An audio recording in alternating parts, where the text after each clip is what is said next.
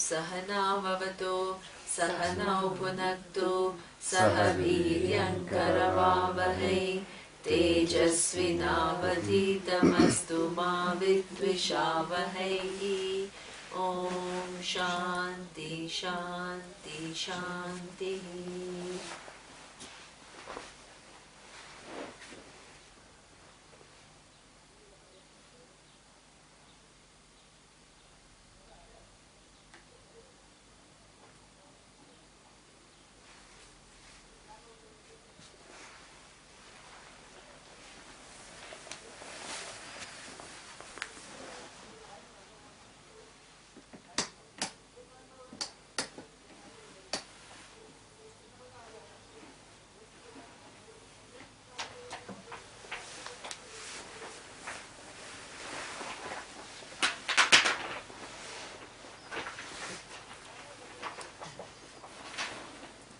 So, in the 16th chapter, last verse says, Tasmat Shastra Pramanamte Karya Akaryam Vyavastishan. With reference to what is to be done and what is not to be done, Shastra is the Pramana. Okay? So, what's the value added of Shastra? As we have seen up to now, we generally engage in the world based on our raga and dvesha. Raga is what we like and dvesha is what we dislike. Okay? So what is the value added of Shastra in that? Okay? It helps us to evolve, saying that certain the quality of your raga and dvesha can improve over a time. Okay? Now how can it improve? When you understand your position in scheme of things better. So that's why it is making us understand my position in the scheme of things better. Okay? And takes off my burdens so that I can live with more enthusiasm, more, being proactive and with a certain sense of purpose in whatever I'm doing without being bogged down by the burdens of whatever happens to my life. Okay? Then what we saw is that raga dvesha themselves have to have they have to be expressed. There is nothing wrong in expressing them, but they have to be expressed in conjunction with another framework. Okay? And that whole framework is that of dharma framework. Okay? So that dharma framework includes what? Samanya dharma. So raga I like, but if it goes, there is nothing wrong in expressing even a simple thing like my promotion or there is nothing wrong, right? But if it conflicts with dharma, in the sense that if my promotion, okay, for that, if I'm willing to manipulate situations, go to my boss and tell some wrong things about my colleague, then that is what? I'm expressing my raga, but what am I doing? I am sacrificing certain universal value. Okay? So therefore, the universal value becomes a check for me to express my raga and dvesha. Okay? So therefore, it's very important to take into consideration the samanya dharma. But in addition to samanya dharma, we saw it's complex. It's not simplistic of giving you a black and white picture. It shows you all the nuances that exist. Okay? At times the need for interpretation, the criteria for interpretation is larger good and not your personal benefit, right? Then it shows you what? That even your intervention, okay, which is in keeping with samanya dharma, but a clever intervention would also consider your swadharma. Your swadharma is what? Your placement in the grand scheme of things. Your unique talents, your own skills, your resources, these are all unique to you. So therefore, you intervene in this world keeping in mind that what is something which is expected of you. Okay? We all want, it's very interesting, this Svadharma argument for Arjuna to fight. Okay, so let's say there is a very cunning king, right? What do we all want? That king to be out, right? That is our sense of dharma. If a wrong person is at the place of power, what do we want? We want that person to be out. Okay. Now, the order means what? That at some point in time, that person has to be out because the person is not following dharma. How does the order get it accomplished? The order? The order means the order of things, right? If I say the order of things, you want it to be out, right? The person to be out. How does that is what we call justice. Justice, Okay, so inbuilt in these laws are the mechanisms to get the person out. Okay, but how does the person come out? Through another individual who is empowered, right, to fight that person. Okay, so that person becomes one or more, exactly, and that person who then collects many others, right? At times you find leaders. Or many people out of whom emerge. Exactly, absolutely, right? So that means either it is just one person who then gathers the momentum like Mahatma Gandhi, okay, or you have many people coming together, but you also then have a leader, okay? Nothing gets accomplished with, there are some individuals who are endowed with that kind of a quality where they can actually accomplish certain things, whether it's one person or it is many people. Okay, so it's only getting done through people, right? So it's not that somebody will come and take the king away or whatever, right? So that means those people, it becomes what? The swakarma, because they are placed in that given situation where they have the capacity, they are given at least the potential, okay, to counter this force. Okay, so for those individuals, it becomes what? Swadharma. Becomes Swadharma because they are placed, and this is exactly what happened to Arjuna. He was placed in a position where he was able to fight Duryodhana where many others were not. Okay, so there is this whole dynamic of Swadharma working. That is something which is, and that's what you have to see. It's in alignment of dharma. Because otherwise people, if they are one-dimensional about their understanding of dharma, this question when they listen to Gita keeps coming again and again and again. The totality and complexity of dharma, if you don't understand, that is, that question will not resolve. But when you understand that, then you see, my God, how true it is. Right? So this is what we call Swadharma. Then you have something about the knowledge about your understanding of the fact of your being interrelated and interconnected. So that fact, how do you use in terms of your actions? Expressing yourself. How do you use this fact of interconnectedness? In becoming a contributor.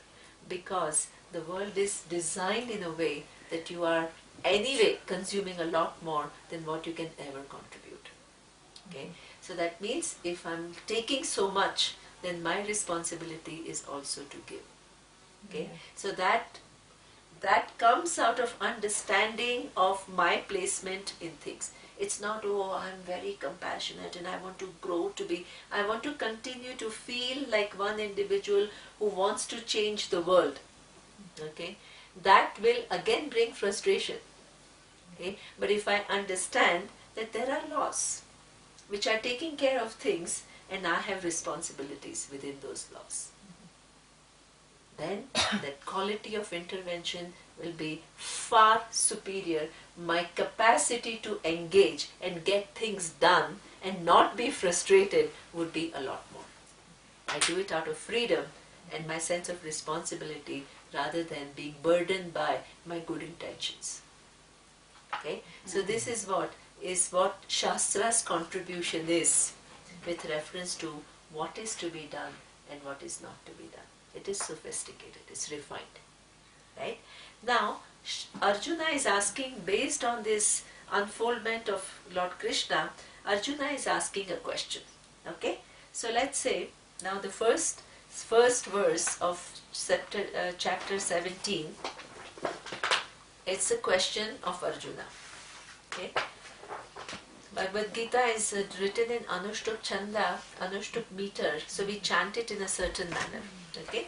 So it says, Arjuna uvacha ye shastra vitimutrujya yajante shraddhayanvitaha tesham nishtha ka Krishna sattvamaho rajastamaha. Okay?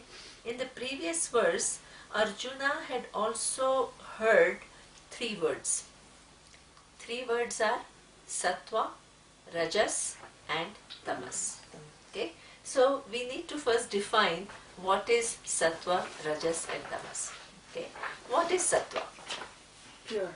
Yeah, exactly. Sattva means pure. What is pure?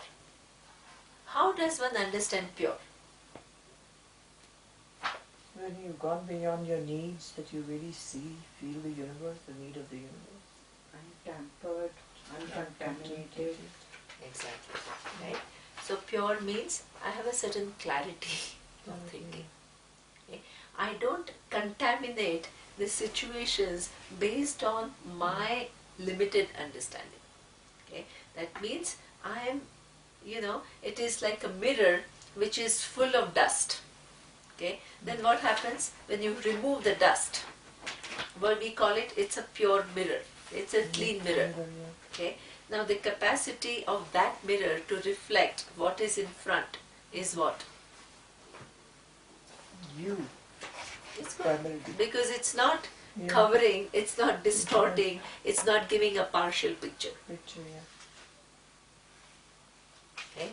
So sattva is anything. Okay? And that sattva by itself manifests in many, many, many different ways. And this is what we say. Some ideas that we have, when we concretize in terms of certain actions, certain attitudes, those, then it becomes much easier for us to cultivate. Otherwise, they just remain ideas. Okay? So sattva can manifest in many ways. Okay? What are the different expressions of sattva in general? Okay? When you are intelligent, you are able to capture ideas. That is manifestation of sattva. Okay? You are compassionate and you are able to help and reach out to people that you need not do. That is what? Sattva. It's expressing in different way. Right? It's not like everybody only who's a super IQ of this, only that person is sattvic. No. Okay? But that is also sattvic, because that is that capacity of the person to engage in the world. Any scientist, the capacity to stay with a given subject matter and look at it in depth and dedicate one's own life to it, that is sattva. Certainly sattva. It's using one's intellect. Okay? Then the love that Parijat was talking about. Okay? Now, what is it? What do you think? We talk about love, and it seems like such a beautiful thing, yeah, to be able to love. But what do you think is the expression of love? What is love for humanity? How would it translate? In the form of empathy, compassion. Excellent. Okay?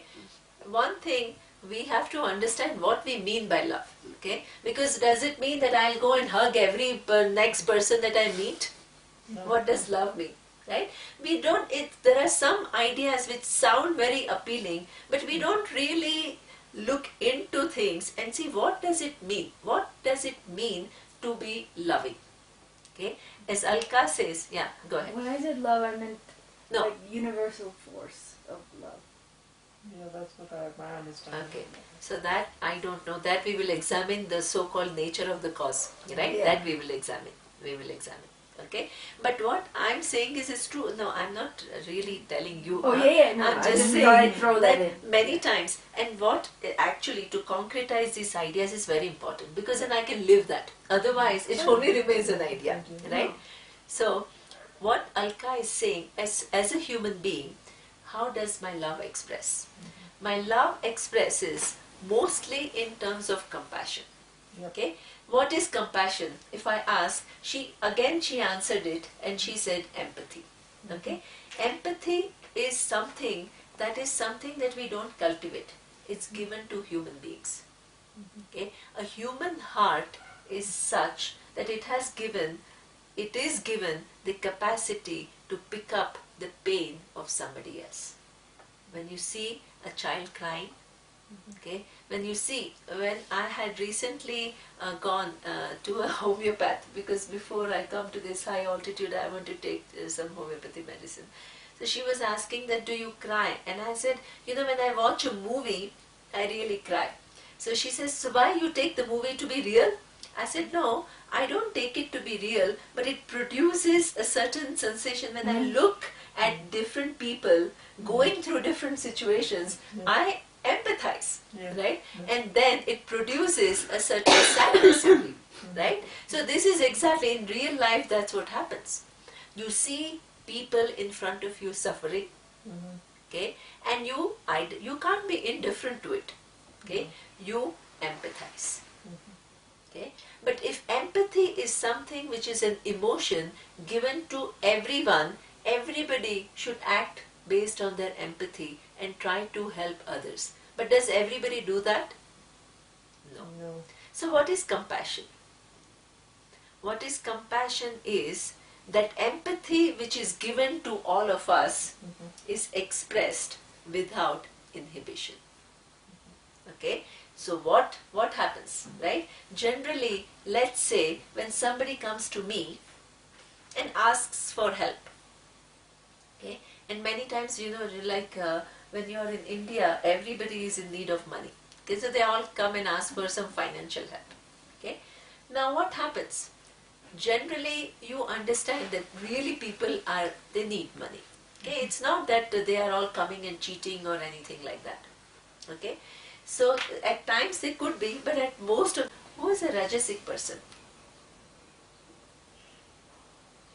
The one who enjoys power and he takes a lot of pride in what she or he does. Okay, a Rajasic person is basically Rajas is a quality.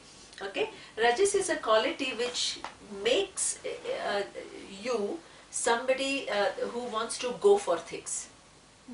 Right? So that means you have a drive, you have an ambition which makes you move forward, accomplish things, which requires a lot of effort, activity. Right? So this is what we call Rajas. Now, Rajas, 1 minute, we are not talking about labeling people, as I said, we are just saying about the qualities that exist. Right? In fact, we will, the vision of Gita is all of us have all three. Okay? We are sattvic, rajasic and tamasic, and a little bit of each is actually required. Okay? Even a sattvic person, right? If in order to accomplish things, I want to benefit humanity, I require a lot of effort. So I need to be that rajasic person. If I am sattvic predominantly, I need that ambition and drive to accomplish things. So I should not label it as something which is bad or it is something, this is how things are. Okay? Even to concretize my sattvicness, I need Rajas backing me. Right. Okay? But if I'm predominantly Rajasic and my sattva is following that, then I'm different. But if I'm basically sattvic and I'm using my Rajasic qualities to support it, perfect. Okay?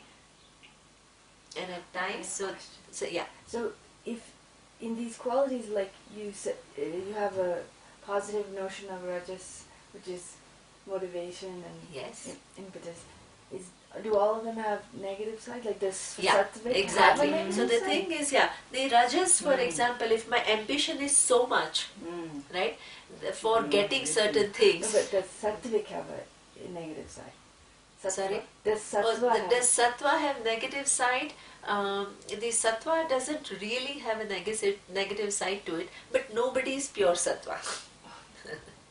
Okay, the whole combination is that we human beings are combination of all three: sattva, rajas, and tamas. So, what is my attempt?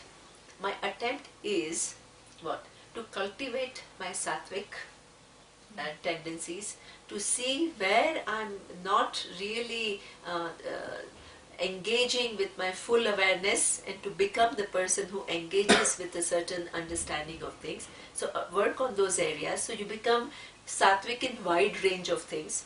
Okay, use my rajasic the qualities and channel them in a way that I can actually accomplish more.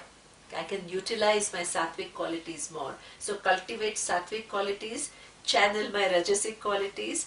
And what is basically tamas? Laziness. Exactly. Right? Laziness, inertia, laxity. Okay. How does it express in one's life? Inaction. What about restfulness? Okay, exactly, right? So that means why I say that sattva, rajas and tamas all three have. Because in fact at times we will all be lazy, right? You don't want to, in fact you want rest. Okay, so how is the body telling you that you need rest? You feel tired, right? And you feel like not really acting. This is a quality of tamas. And in a way, it is required. You can't be just all the time hyper and driven and doing things and all. You have to be kind to yourself, because at times you just need to relax. Okay? So Surya teaches in Tai Chi class, just look at the mountain. That's all. Okay? You're not really doing anything. You just enjoy that so-called even inactivity for a while. We are not meant to be all the time, So that means that rest is also, which is what we call the positive nuance of tamas. Okay? Whereas the other side of tamas is laziness, inertia, laxity, inaction. When I have to do something, I don't do it. I don't do it properly. I do it with half concentration, not paying attention to the details, making errors. So this is what we call tamas. So what is my attempt now? What is my attempt? To cultivate all the sattvic qualities, understand the range, work on certain aspects where I have not really enough thought about it, use my rajasic qualities to guide, to follow in a way that my sattvic qualities can really come out in form of actions and contributions, which require a drive, which require a certain ambition in a different direction. Okay, and that little bit of relaxing time, enjoy that so-called tamas. Well, enjoy it. It's not life is all the time with all big purpose and you are upright all the time. Enjoy. Rest. Recreate. Sports. I mean, all these, so many different ways that you just kind of, you rejuvenate, you rest so that you can come back and work at your higher purpose in a better way. Okay. So these three qualities, sattva, rajas and tamas. But the tamas has this side, if you don't check that side, it will actually be what? It will just, your life will be what? Adharma. Another expression of tamas is what? Not regarding dharma when I perform an action. Either inaction or a wrong action, inappropriate action, or highly selfish action, not considering the needs of others. Okay, so this is what we call sattva, rajas and tamas. So now Arjuna's question is that, let's say if somebody performs a karma, okay, which are Shastra Vidhim Utsrujya. Okay, so that means not really keeping in mind the things that are talked about by Shastra. Okay, So the Shastra, as I had told you, what it has talked about. Okay. Now, not keeping all of that in mind, okay, then, but he still has Shraddha. It's not because how many people have heard what Shastra is talking about with reference to what is done and what is not to be done. And before that, they are all doing actions. The whole life has gone in doing actions. So something is driving them, something is, they are giving some sense to what they are doing, they are giving some meaning to what they are doing. Okay, so that means they have Shraddha. Then he says, but they are not aware of what is written in the Shastra. Okay, so then he says that then if they have Shraddha, but they are not really following what Shastra is talking about with reference to what is to be done and what is not to be done, then what would be their Nishtha? What would they be doing? Would it be something which is sattvic, rajasic or tamasic? Interesting question. This is what Arjuna is asking. What does Shraddha mean? Shraddha means they have some commitment. Okay, they have some conviction. No. Okay, no. Shraddha is a word which is generally translated in English as faith or belief or something, but it is highly inadequate translation. Shraddha is certain conviction. Okay, your conviction in many different directions. Okay, so this is what he says, that what would be the quality of that person's action. Okay, because up to now the person hasn't heard Shastra at all, or having heard doesn't know exactly what Shastra is saying. Okay, but they still have Shraddha and they are engaging in the world. What would be the quality of that engagement? Would it be sattvic, rajasic or tamasic? Doesn't it depend on what they're doing? And Exactly. That is Lord Krishna's answer. That is exactly Lord Krishna's answer. Okay? It depends. Really, it depends. Okay? You can't categorically say the person has a lot of conviction, even if there is no Shastra, it's okay, the person is perfect. No. It doesn't mean either the person is not good or the person is good. There are nuances. Nuances all the way. Okay? So Lord Krishna begins to answer that question, and we will see. It's 1 o'clock. So What time do they start? So- Weren't they supposed to start it late today? I don't At know. 1:30? That's what you said. Were they supposed to start? Should I do 15 minutes Yeah, more? yeah. No problem? Okay. So now let's see the answer of Lord Krishna. Okay? Shri Bhagavan Uvacha Trividha Bhavati Shraddha Dehinam Sa Swabhavaja Satviki Rajasi Chaiva Tamasi Cheti Tam Shrunu. So now he's saying, his question was that, okay, now the Shastra framework is not available to this person. Now he is acting in this world. Then Lord Krishna says, even if the person is not following the Shastra, then, but with some conviction, that conviction can be threefold. 3 times. Right? So that doesn't mean that once you're not following Shastra, you're tamasic, you're not condemned, right? Or anything that you do with a conviction is always sattvic. No, there is no such rule. It all depends. Okay? So that he says that Trividha Bhavati Shraddha. 3 types of convictions with which people can live, and that is what? Sattviki, Rajasi and Tamasi cha iti shrunu. Okay? So that means that anybody else who's living their life, okay, they could be exhibiting Sattva, Rajas and Tamas. Predominantly Sattva you can be. Yeah. Okay? It's not that only when you come to Gita and you understand this framework, it's not that, then only you are sattvic. No.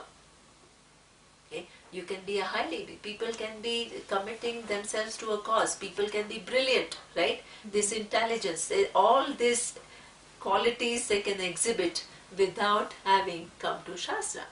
and that's why they are sattvic. Right? Or you can be highly ambitious and guided only by your ambition and not considering the dharma. Those people are also there. They don't have shastra with them. So that person is what? Predominantly a rajasic person. And you have people who are not coming to the shastra and they are lazy, inactive, not following dharma, not even the basic ethical values, and they are tamasic. So that means the categorization is, Shastra can give you a broader framework to make better decision by making you see the range. Okay? But even without that, you can be a predominantly a sattvic person. Very important. Even without that framework, which is actually a complete framework, which makes you see your role from a very complete standpoint, even without that framework, you still can be any of the three. Sattvic, Rajasic and Tamasic. So therefore, any condemnation of people and categorization based on, oh, are you following Shastra? Then you are Sattvic. Otherwise, you are Tamasic. No, not at all. Okay? And you can be following Shastra and what? You may not even have cultivated all the qualities that are, you can only change. You can hear all this, but you can only change up to the extent that you want to change. Right. So just by listening to Shastra doesn't make you a sattvic person either. You have to understand these nuances. If you don't, you will categorize and you will make these black and white categories which don't correspond to the realities at all. Okay? A person who has listened to Shastra can be predominantly either a tamasic person or a rajasic person or a sattvic person. A person who has not listened to Shastra can also be a sattvic, rajasic or tamasic person. Okay? The attempt is to use whatever is available to you to cultivate that sattvic qualities. Whatever is useful to you, you use that. Because in that is your growth. In that is your... Yeah, in that is you evolve as a human being. You use your buddhi to the best extent possible. Okay, to understand the world in the best possible manner so that you can intervene in the most intelligent manner. Okay, so this is Lord Krishna's answer. As what she says, it depends. You can't categorically say that the person has not listened to Shastra, therefore it will be only one way. No. Right? Then he goes and explains it further by saying, Sattvanurupa sarvasya Shraddha bhavati bharata Shraddha yayoyam purushaha Yat shraddhasya eva saha. He says that in fact everybody lives one's life in keeping with one's Shraddha. Okay? So the person is as good as what the person has Shraddha in. Okay? So Shraddha, as I said, is not belief, it's a value system. Yeah, that's explained. That is a much better explanation of what, it's a better translation of the word Shraddha. Okay? The whole value system. The value system includes range of things. Again, you need to categorize it so that you need these ideas, which is value system, which is a general word, is decoded into certain categories so that you begin to see your level of interaction.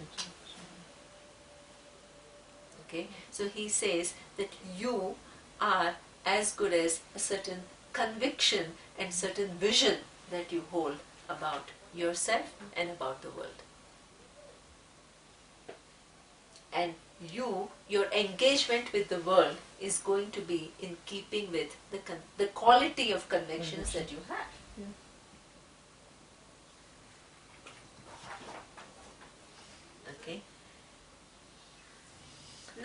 he starts talking about things are constantly moving and moving very fast. But within that distance remains constant. It follows certain laws. Where is that intelligence? The intelligence is manifesting in sun, making it what it is. The intelligence is manifest in the earth, making it what it is. The intelligence is also manifest what? In that which decides the distance in a way that earth and sun don't collide. It is omnipresent. Okay, that is our concept of Ishvara, Isha. Okay, all present intelligence which makes every object what it is, gives it a different range.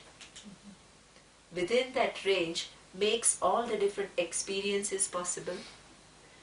The experiences that are given create a certain sensation, emotions, all that possible. Neurons tick in a way that when data is given by the eyes to the brain will make sense of it and will create emotions, it will create some meaning, it will create, you'll use your memory to give the added meaning. The whole thing is nothing but manifestation of one intelligence, all intelligence. Okay, so this is what is, if you miss the presence of that intelligence, okay, by just using your normal perception and inference, what is the nature of your loss? Huge, because you lose Huge, because you live with an understanding of the world which is so partial. Okay, so this is what the understanding of Gita is about, that cause of the universe. The cause of the universe is present here and now, in and through everything. Okay, all intelligence, we give it a name, what? Omnipresence. No, we give it omniscient. Omniscient is a name which means all intelligence. Okay? You're connecting to the presence of that intelligence is something which is what we call your connection with the cause of the universe. That connection is something which is always there.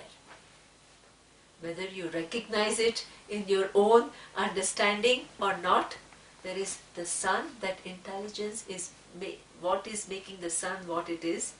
It is nourishing you, whether you recognize the presence of that intelligence or not.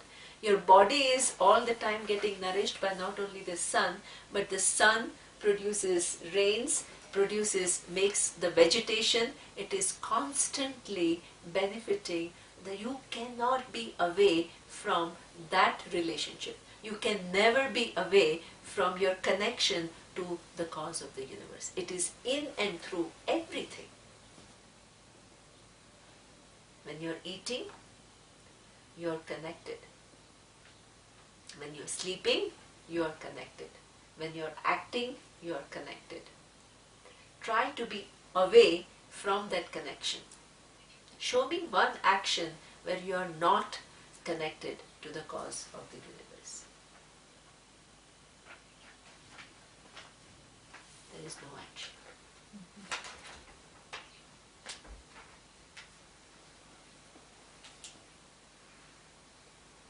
Okay, so then if that is the nature of your relationship, you have to cultivate, you need to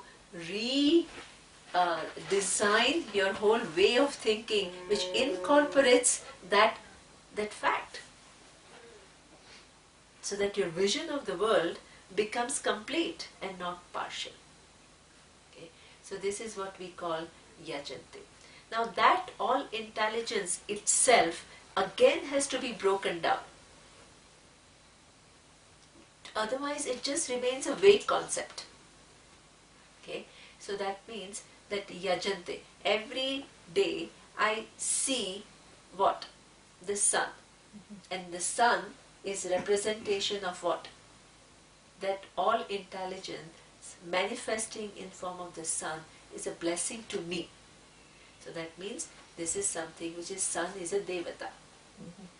Is one of the manifestation of that all intelligence.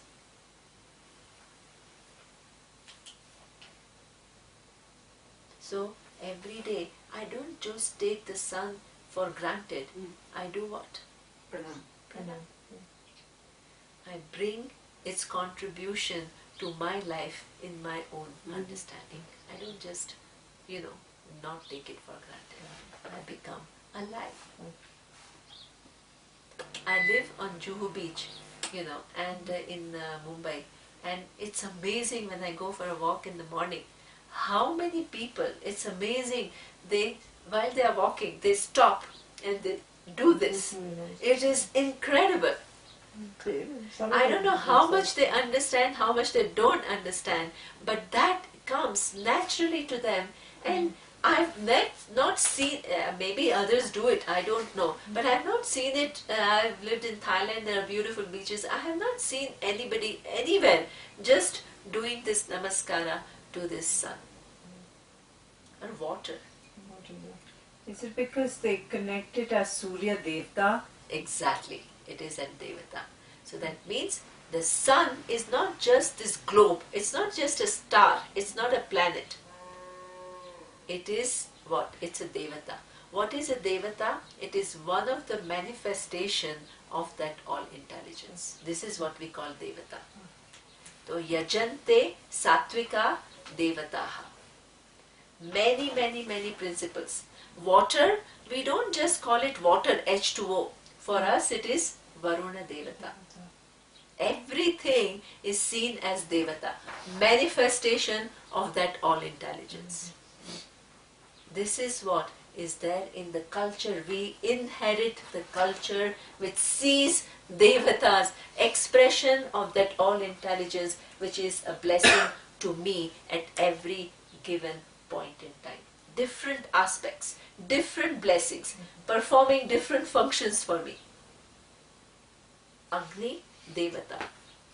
Agni is not just this fire, it's Devata. Manifestation of that all intelligence. What does it do for me? Allows me to cook my food. Exactly. Allows Keeps me me to cook warm. my food, keeps me warm. It is all just Life. manifestation. You don't just take it all for granted. Okay. So we will look further into this verse because I think it's quite late now. It's almost 1:30, so I have to stop. But here he says the sattvikas. What is sattvika person? Who's alive to what is and not taking things for granted. Okay, your sensitivities are heightened. Okay? And you don't forget to see the